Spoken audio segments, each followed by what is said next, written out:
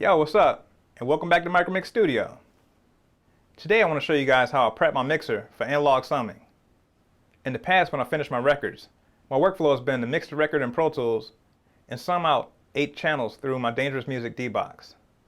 Now that I have the SSL SiX mixer, I use that for summing as well sometimes.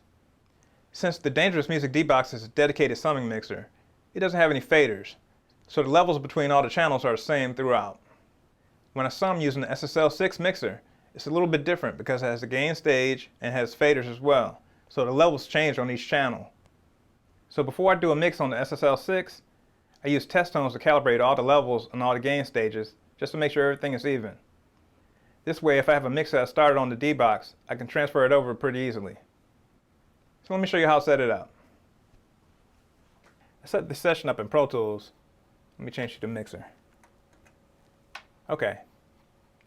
So I have one audio track and I have a signal generator putting out a sine wave at 1K at minus 10 dB. And I'm sending the exact same sound. This is important. I'm sending the exact same sound out on every single bus that I'm using.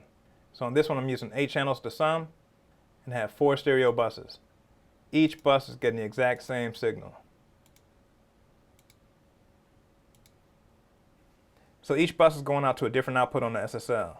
1 and 2 is 1 and 2 on the SSL. Let's see. Let me go through. 3 and 4. 3 and 4 is SSL lines 3 and 4. 5 and 6 is 5 and 6. And 7 and 8 is external 1 and 2. The level drops a little bit when I'm sending the tones from the sends. So I'll make up for it right here. So I'm using MV Meter 2. It's a free plugin, and I'll leave a link in the comments. It's pretty cool too. Check this out.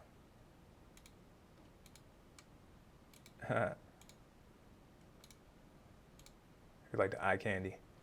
I like this one a lot too. All right, let's keep going. Let's pull the meters out. Let's get them both at the same time. Okay. So we're minus 13, so let's put this up 3 dB. Let's see. So I'll match that level on every send.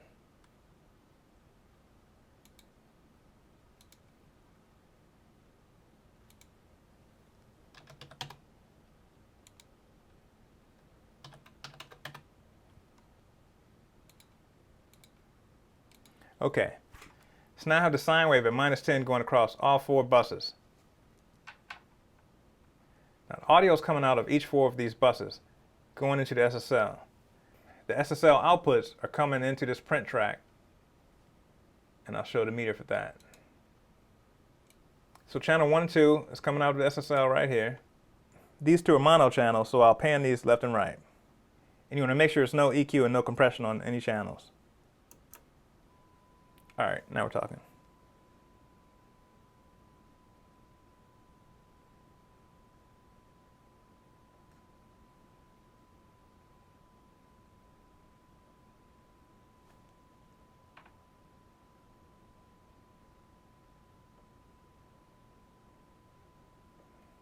That's pretty close.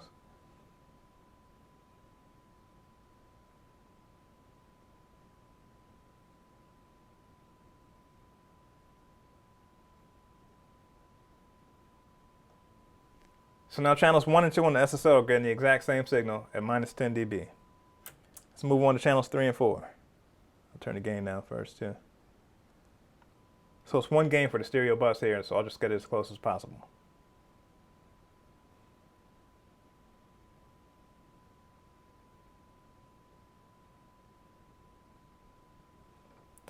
Oh, the balance have a pan on that one too. Put my pan in the middle.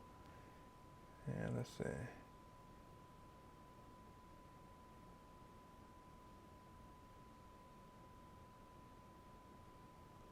I'd probably do it right here. It looks like the pan might be a little bit. Would I try to pan it myself?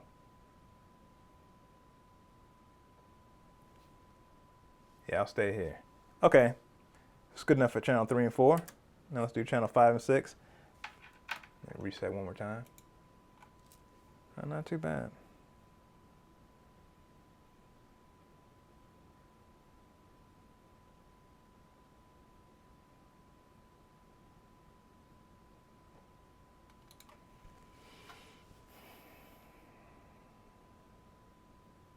Oh yeah, let me mess up the balance on this one too.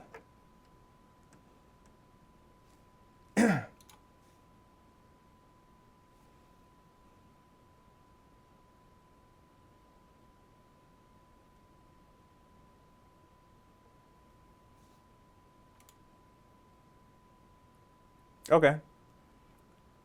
So that's 5 and 6.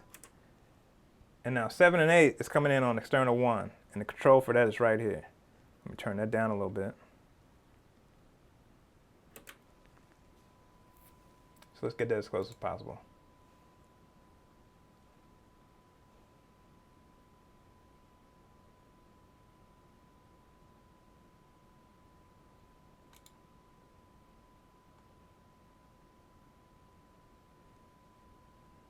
I'd rock with that.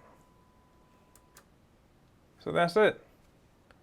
So now I'm ready to load my mixers out. Now if you know a better way to do this, let me know in the comments. I'm always down to learn new tricks. So that's how I'll set it up before I do a mix on the SSL SiX. That's the same technique I used for the SSL shootout. And in case you missed that, I'll post that right here. You can follow me on Instagram at dragonfly_bry. Check my website at micromix.com. Click like for this video, and if you're new here, hit subscribe. Thank you for watching. Peace.